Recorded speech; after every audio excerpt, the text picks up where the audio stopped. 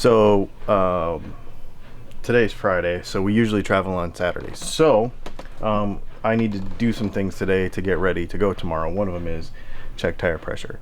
You're supposed to check tire pressure right before you leave, and I always do. However, I always check it the day before, actually, because if I need to add a bunch of stuff and get out the compressor and all that, that takes away from a travel day. So I do it ahead of time, and then I check it again right before we leave to see if anything has changed.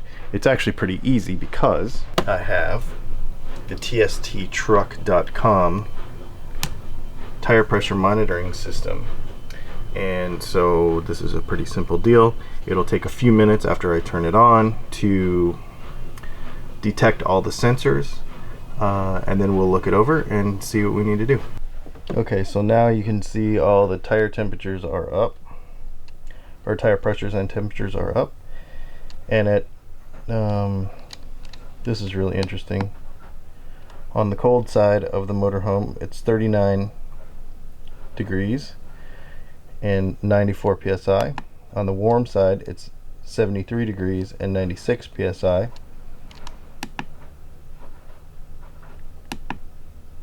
And that's the cold side.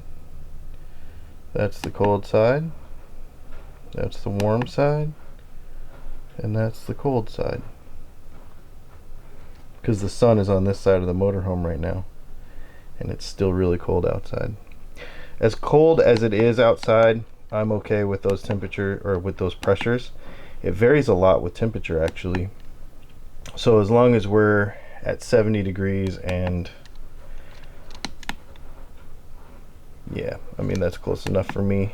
Right around 95 pounds, which is what I like to see pretty much as a minimum. Over here it's super cold and we're at 94.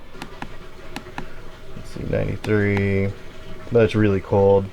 So we're gonna be leaving probably about 11 o'clock tomorrow, and so we should probably be just fine with those temperatures. If this was any lower than this, I would probably get out the compressor and add some air, but it's maybe a little on the verge of being too low, but because it's so cold outside, I'm okay with that. When I get up in the morning, I will turn that back on. If they look like that or they're any lower than that, then I'll get an actual stick gauge out, because that thing's like within 2 pounds or something.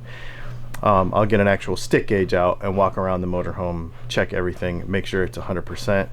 And then go based on that. But if it looks like that in the morning, I'll probably be pretty cool with it. One of the biggest questions we get, besides how big is your gas tank and what is your gas mileage, those are the two biggest questions we get when I'm pumping gas. The other one is, how do you do laundry?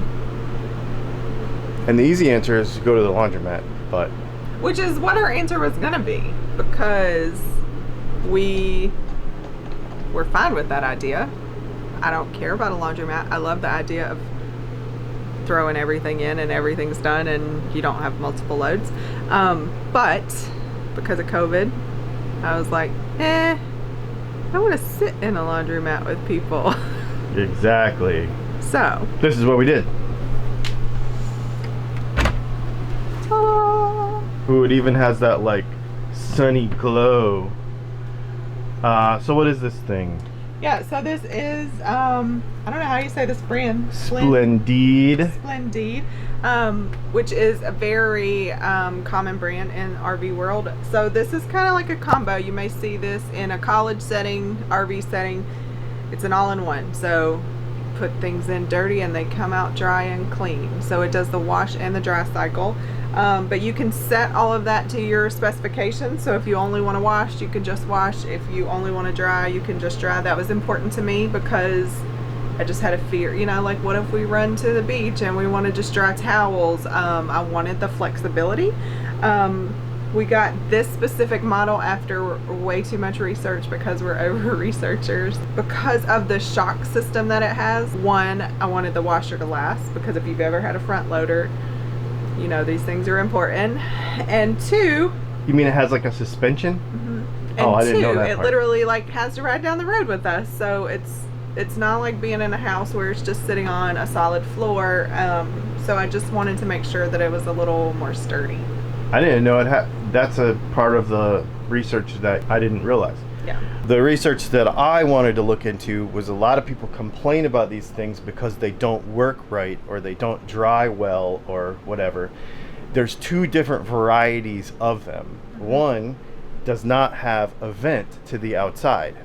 This one has a vent to the outside, and I believe that makes 99% of the difference in the performance. I also think people tend to overload them. So what I read was like, you have to use fabric softener, and I didn't want to add that to our routine. We didn't use fabric softener before. We're not big chemical people, so you don't want all of that in your laundry because it does affect your clothes. So I didn't want to add that. I wanted to test it first. As long as you don't overload it, it works perfectly fine, and you don't need fabric softener.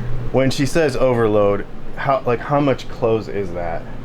I mean, articles of clothing can vary because they're all different sizes, but you know, it is a round tub just like you think of any front loader. I would not fill it more than like halfway, because not only are you washing clothes, because normally if it's just a washer you can fill it up and it'll do its thing, right? But this is a washer and a dryer, so most of your dryers, if you look at your washer and your dryer combo at home, your dryer is usually way bigger because it needs more space to tumble those clothes dry, and you need to use this in the same way. So think about the drying part and giving them room to tumble. And then the experiment that you had to do was figuring out proper dry times for various clothes. So like at home, you would just throw everything in the dryer and run it until it was done. Right. But those dryers have sensors. This one doesn't have a sensor. So this was like, well, if you're washing jeans and towels, basically set it for one time. Yeah. If you're washing t-shirts and something else, then you set it for a different time. And also if it's like athletic-y stuff with synthetic fabrics versus whatever, we had to do a little bit of experimenting with that. But once you got it all down, you just put a load in, right? Yes. So once you got it all down, it's literally this easy. So you throw it in. It has a drawer just like you think of any other washer and dryer or washer. Tiny amount of soap. Add like a dollop of soap. A dollop. Yes. And make sure this is set on the wash cycle. And as he was talking about, so typically when I use a wash cycle, I use a quicker wash cycle because I want to use less water too. And I do a low dry time just to get it started drying, and then turn it on the dry cycle I actually like. You turn it on, you start it, you'll hear it lock just like a typical front loader. And it's going. Off to the races. So the other thing that was mentioned is water usage. We don't typically do laundry if we are not on full hookups because we haven't figured that part out. But it does seem to use a lot of water. It seems to use quite a bit of water, and I haven't actually measured it because tank sensors aren't ever right. So I can't tell you, it fills up a 40-gallon tank a certain percentage, because tank sensors are never really right.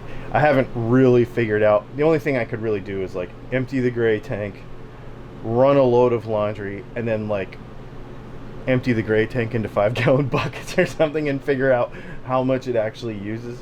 I'm not really sure. Yeah. But it seems to use enough water where we don't want to do it when we're not on full hookups. And since it's kind of a luxury amenity anyway, we just use it when we have full hookup, and it's not been a big deal. And if you have full hookups, it's no big deal because you can just run a little bit of laundry every day and it's no problem. Yep. But just keep that in mind. And I don't know that it's the usage on coming in. Well, I mean, it puts as much water going out as it does coming in. I guess that sounds stupid, but it just seems like a lot of water comes out of it when we put it into the gray tank. The cool part is your gray tank is smells fresh. And because it's vented outside, it makes the outside smell good. It does. It also sprays lint over the outside of your motorhome. So if you just freshly waxed your motorhome, there will be fuzz on the outside when you do your laundry.